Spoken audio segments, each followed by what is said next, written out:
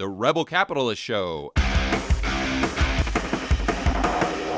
Well, let's talk about food, Chris, because this is something that my good buddy Chris McIntosh was talking about probably in 2019 about how, he wasn't predicting the cerveza sickness, but he was saying that, hey, even if, we go down this path with what governments are doing, we're going to have restricted food supply. So prices most likely are really going to go up. And tell me, like, how this global supply chain of food, I guess, why is it being disrupted right now? Why are there shortages? Let's just start at a basic level. And then let's try to think through how this is going to impact the developed countries, let's say the West, the United States, Japan, and then how this may affect the emerging markets. And then I'd also like to try to discuss what would be optimal for people to make sure that they're covered as far as their food needs here in the United States, and then maybe other people like me that have the ability to go to another country like, say, Colombia, and how their food needs are provided at a much more local level. So I kind of want to go into all of that. So I guess let's start by going over what the problem is right now, just at a basic level. Yeah, the problem is we were going to run into this sooner or later, as a species. Every year when you look at global world food production, which is basically grains, so like we can track those, right? So how much wheat, corn, rice, et cetera. And then you look at the supply demand, it's razor thin. Every year, we're growing a little bit more and population is growing, so demand is going up.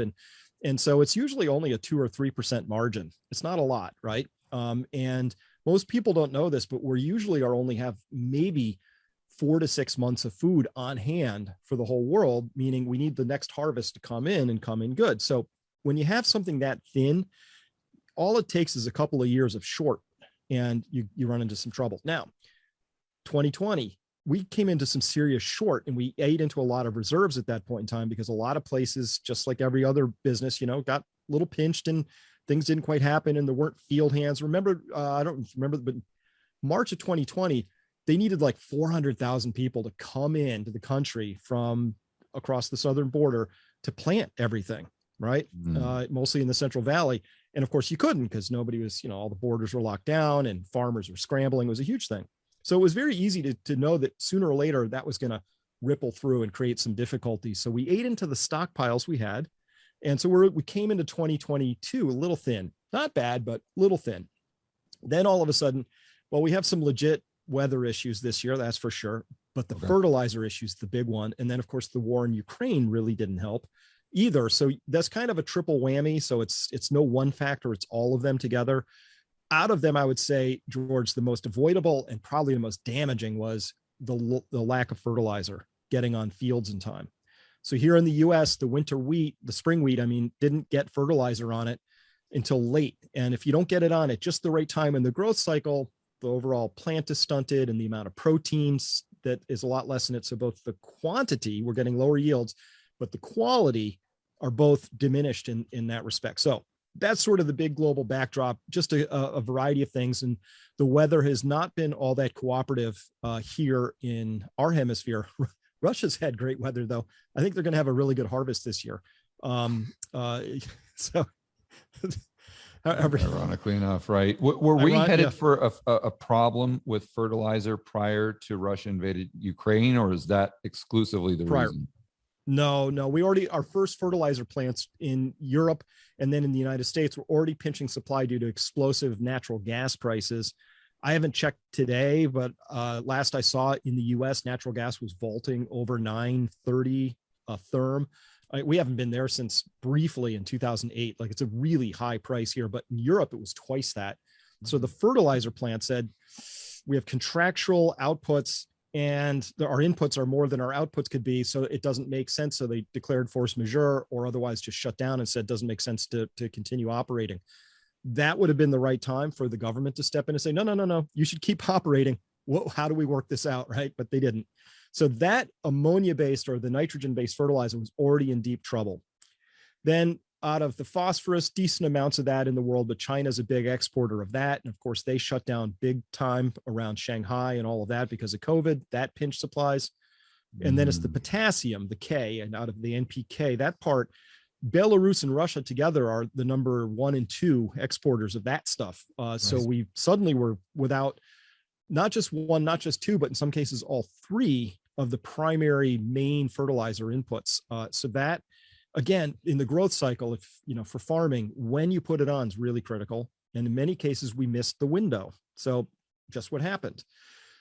All of a sudden, then you started to see some other local effects, which included India, which is a huge producer of wheat, but they shut down their wheat exports and their sugar exports. They're big on both of those. And now there's concern that they might shut down their rice exports because they're going to do what they need to do to make sure that if your export markets are open, you're now subject to world pricing of those commodities.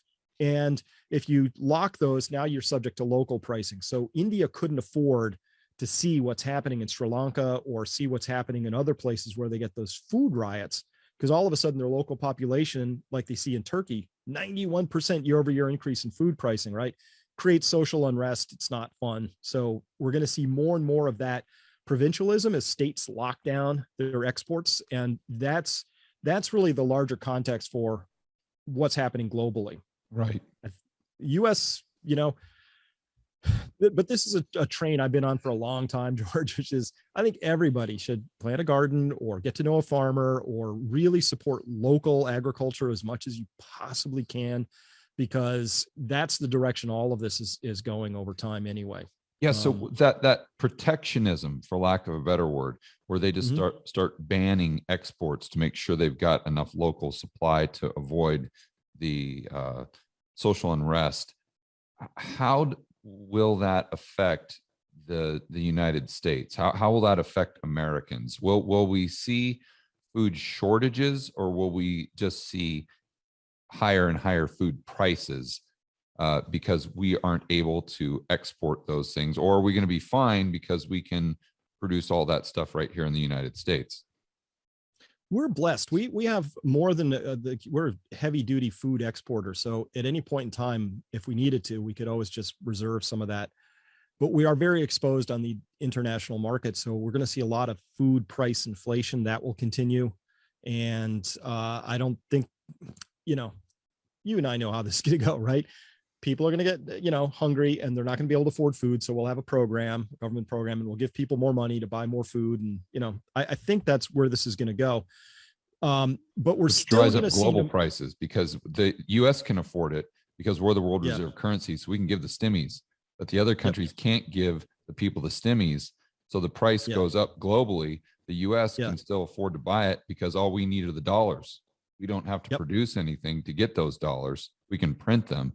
And then you get this catastrophe outside the United States, and it's a big problem, but at least we can suck up all that food because we can print the dollars. Yeah. And in many respects, George, the story of exported food is really you're exporting water, right? A ton of wheat takes about 1,000 tons of water to grow, right? Hopefully most of that falls out of the sky's rain, but so near term, this year, next year, I think the US may be higher prices. I'm not worried about shortages here yet. Okay. I have another concern though, which is that we have this mega drought, which I just put together a whole report on this. Will come out in next week, I think sometime. But you look at where we are in the Southwest, we have this 1,200-year drought. It's just like ridiculous. It's pretty bad. Everybody's heard about Lake Mead and all of that. But what fewer people know about is that 1/6 of the world's grains are grown on top of what's called the Ogallala Aquifer, which sits below 6 or 7 states out there, Western Kansas and all of that. That water's pumped out and it grows a lot of the world's grains. I mean, 1/6, it's an astonishing amount. And that aquifer has just been getting hammered and lower and lower. In some cases, it's dropped 100, 150 feet, right? So we know we can't keep doing that forever. And so over the next few years, particularly if this drought doesn't relent, right? And I hate to put it this way, but the best thing that could happen right now would be the Gulf of Mexico warms up. You get a nice kind of a Cat 1 hurricane and it blows up and in and drops a lot of rain, because we need a lot of rain in that part of the country to begin correcting what's going on there. But if it doesn't, George, in the next 2, 3, 4 years, we're going to actually, they're already starting to limit, if not stop, putting the water onto certain fields. And that includes the Central Valley of California, where, what is it? Something ridiculous. 30-40% of the nation's produce is grown there. And already that's really, really pinched from this drought. And we have the grain growing up top the Ogallala Aquifer. That's really pinched at this point. So those are some longer term things that are coming. And I'm really concerned about that drought and that those 40 million people who live downstream of Lake Mead's output. It's a big story that's going to be developing unless something really dramatic happens weather-wise.